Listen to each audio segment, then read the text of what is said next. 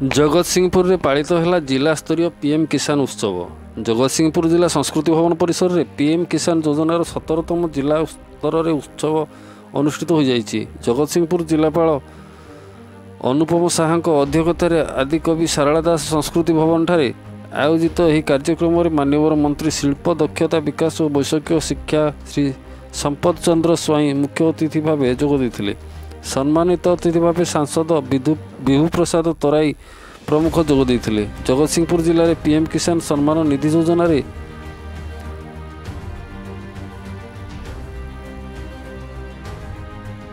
1,06,622 जन हिताधिकारी सामिल होती। यह परिप्रेक्षी में जगतसिंहपुर जिले में 150 जन कृषक भाई मानक माननीय मंत्री श्री संपत चंद्र स्वाई से 17तम किस्ती हस्तांतर करते। जिला स्तरीय समारोह अन्य जिला बीजेपी सभापति सत्यव्रत महापात्र, तीर्तोल कृषि जिला अधिकारी पूर्णेन्दु शेखर आचार्य, ब्लॉक कृषि अधिकारी प्रभास पंडा प्रमुख उपस्थित थे। जगतसिंहपुर ज्योतिरंजन परिड़ा रिपोर्ट, जागृत भारत न्यूज।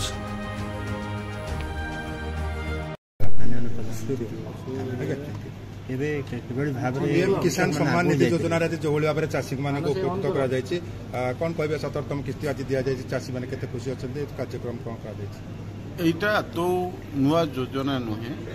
दुईटी सरकार समय आमर प्रिय प्रधानमंत्री नरेंद्र मोदी पीएम किसान निधि योजना वर्ष को 6,000 टंका लेखा 3टी किस्ती 2,000 टंका लेखा देवे ये योजनार शुभारंभ करते एवं 16टी किस्ती चाषी पाई आज 17तम किस्ती पाइले।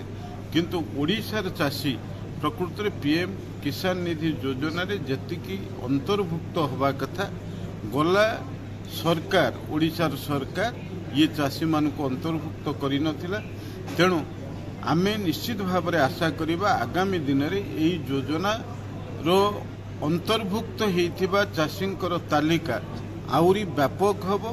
बहु चाषी ये योजनार अंतर्भुक्त हुए एवं पीएम किसान निधि योजनार उपकार निश्चित भाव में पाइबे। एवं मोदी जो दूरदृष्टि रही चाषी आय को द्विगुणित करने, कृषिजात सामग्रीर किभली चाहिदा बढ़ेबा, आंतर्जातिक स्तर में विभिन्न विदेश में किभली भाव में आम कृषिजात सामग्री व्यापक भाव में बिक्री हो पारिबो एवं बाहर देशर अर्थ आम देश को आसीपर एवं भारत वर्ष को जो तृतीय बृहत अर्थनीति परिणत करने जो स्वप्न मोदी जी देखिंट ता संभव केवल शिल्पर विकास माध्यम हेनी। कृषि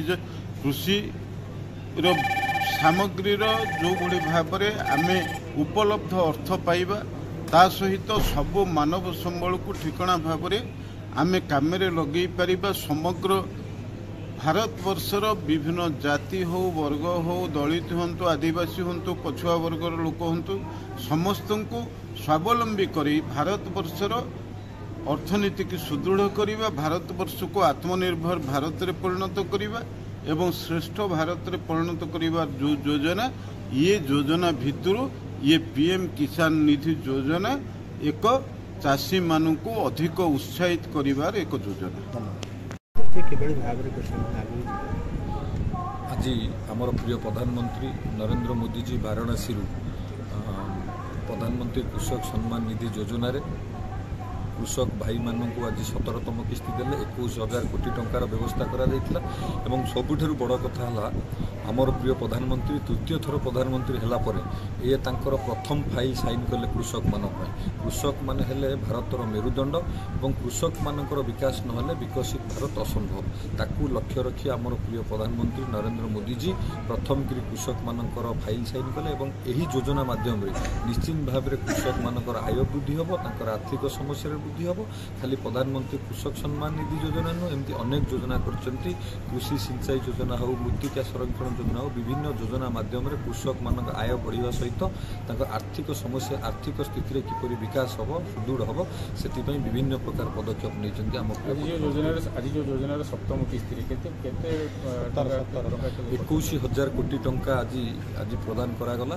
आज सारा भारत वर्ष में कृषक मैंने जी योजना सामिल होती से लाभवान हेबे एवं विशेषकर राज्य जो सरकार थिला तांकर इच्छा शक्ति अभाव କିଛି କୃଷକ ଭାଇମାନେ ମଧ୍ୟ ଏ ଯୋଜନାରୁ ବଞ୍ଚିତ ହୋଇଛନ୍ତି। ଆମେ ଆଗକୁ ଚେଷ୍ଟା କରିବୁ ସମସ୍ତ କୃଷକକୁ ଏ ଯୋଜନାରେ ସାମିଲ କରିବୁ, ସମସ୍ତେ ଲାଭବାନ ହୁଅନ୍ତୁ, ତାଙ୍କର ଆୟ ବଢ଼ୁ, ଆର୍ଥିକ ସମସ୍ୟା ବଢ଼ୁ। କୃଷକମାନଙ୍କର ଆର୍ଥିକ ସମସ୍ୟା ବଢ଼ିଲେ ନିଶ୍ଚିତ ଭାବରେ ଭାରତ ଆଗକୁ ଯିବ। ବିକଶିତ ଭାରତର ଯେଉଁ ସଂକଳ୍ପ ଅଛି ସେଥିରେ କୃଷକମାନଙ୍କର ମଧ୍ୟ କୃଷକମାନଙ୍କର ଯଦି ବିକାଶ ନ ହେବ ବିକଶିତ ଭାରତ ଅସମ୍ଭବ।